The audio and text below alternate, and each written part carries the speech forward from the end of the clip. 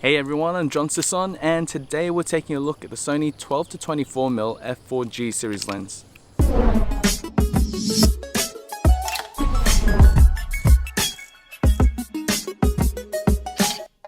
Now the Sony 12-24mm f4G series lens is Sony's ultra-wide angle zoom lens, and to this date is the widest focal length that Sony currently offers for the E-mount system.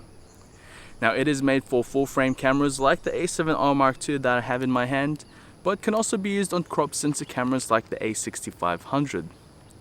Now if you've seen my video a couple of months ago about the Sigma 12-24mm f4 Art series, I did use that with the MC11 adapter on the A7R Mark II. And one of the downsides to that combination was that it was quite large and heavy to carry around.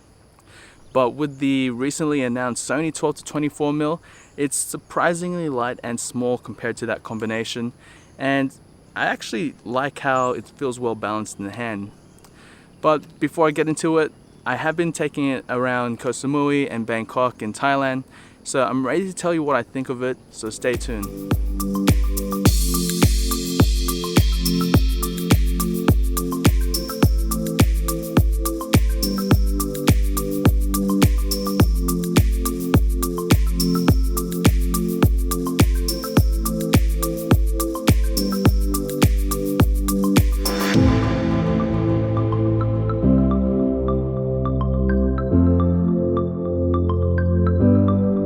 Alright, so here's the Sony 12-24mm close up. As you can see, it's a very well rounded body and fits with the A7 II series cameras. Here is the autofocus and manual focus switch. On top of that, you've got a focus hold button which can be customized with different settings, and the G series badge on top. Now you've also got a rubber zoom and focus ring, which is easier to grip but can get a bit dirty from time to time. Now you may notice on the front element of the glass it is a bulbous mount, so you can't attach filters, and also there is a lens hood which you can't remove as well. Now taking the lens off the camera, it does have a metal mount, and taking a look at the mount of the lens itself, it does have a rubber gasket to protect it from dust and moisture, although it's not as weather resistant as the G Master lenses, which is a higher range. Now because of its unique shape, the lens does have its own specially designed lens cap. So if anything, it's best to keep this in a safe place, don't lose it because it's going to be very hard to find a replacement, and I'm assuming it's going to be a bit expensive at the same time. Now the lens weighs approximately 565 grams, which is very light, like I said earlier, especially when you compare it to say the Sigma 12-24mm f4 Art series lens, or even the Canon 11-24mm f4 L series lens. Now what I like about this is that it still feels well balanced in the hand. It doesn't feel front heavy, which is a good thing, but when you're zooming in and out, the actual physical length of it does not change.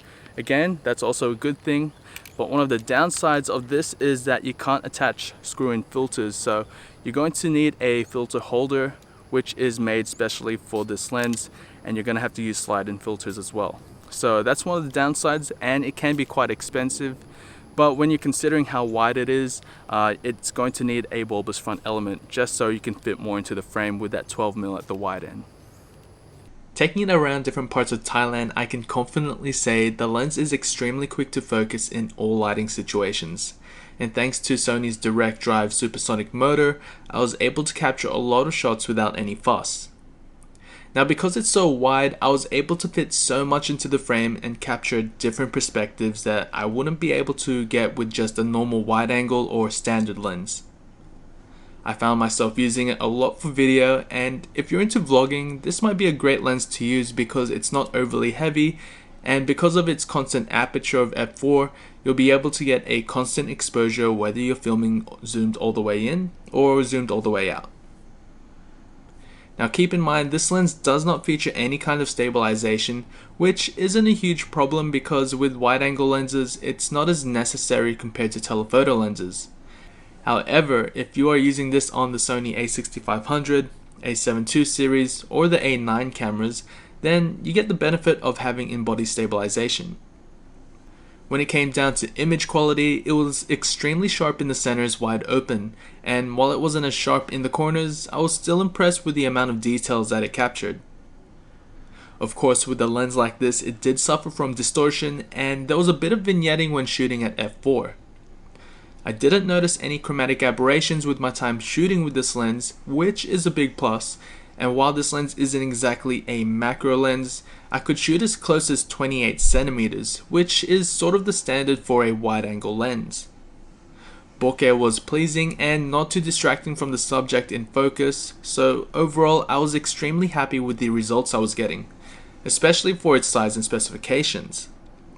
All these photos were shot with the Sony a7R Mark II in RAW and then converted to JPEG. The Sony 12-24mm f4G series lens was so much fun to use, and if you're into landscapes or travel, this would be a lens that I would highly recommend consider adding to your kit. Now, I am actually considering as well replacing the Zeiss 16-35mm f4 with this lens as my preferred lens of choice. But if you're looking at wide-angle lenses, you do also have the choice of getting the 16-35mm f2.8 G Master lens, although that does sit at a higher price tag, and of course you do get that f2.8 aperture. Now what I like about this lens is that while it is a constant f4, you do get that extra 4mm at the long end, so obviously it's a 12mm as opposed to a 16mm on the other two lenses, but that 4 extra millimeters does make a huge difference to your field of view. So if you're looking for a wide angle lens, well, an ultra wide angle lens for landscape or architectural or travel photography, this is a great lens to use. Now, I have been using this lens while I have been on my trip, so obviously I've been in Bangkok and Koh Samui, and this has been on my a7R Mark II for pretty much 95% of the time. And like I said, if you're traveling, this is a great lens to use, but also it could be a good lens for vlogging because it is so wide you can fit a lot of scenery into the frame. Now the good points to this lens is that it is extremely well balanced, especially when you're holding it for long periods of time. It does focus very fast, especially in dim lighting situations, and of course the images that you get out of this are extremely sharp, even wide open. Now those are all big pluses, but obviously the downsides, like I mentioned earlier, is that you can't attach screw-on filters. So if you use a lot of filters, you're going to need a specialized filter holder just so you can attach some to this lens. And of course the price tag is going to be out of reach for a few people, but if you can save up for it, I don't think you'd be disappointed with the amount of, or the quality of images that you're going to get from this lens. Now, if you have any questions, please feel free to leave a comment below, and if you already own one, let me know what you think of it, and remember to like this video and subscribe to my channel for more Sony product reviews and tutorials. You can also follow me on Facebook and Instagram for more sample photos and photo updates, and don't forget to take a look in the description below for more information about the lens, as well as purchasing links, which would help me out in the long run. So until then, happy shooting and thanks for watching. Now the 12-24mm f4 art series, zoom in and out, the inner barrel does go in and out. What was I gonna say? Now the lens, what else was I gonna say?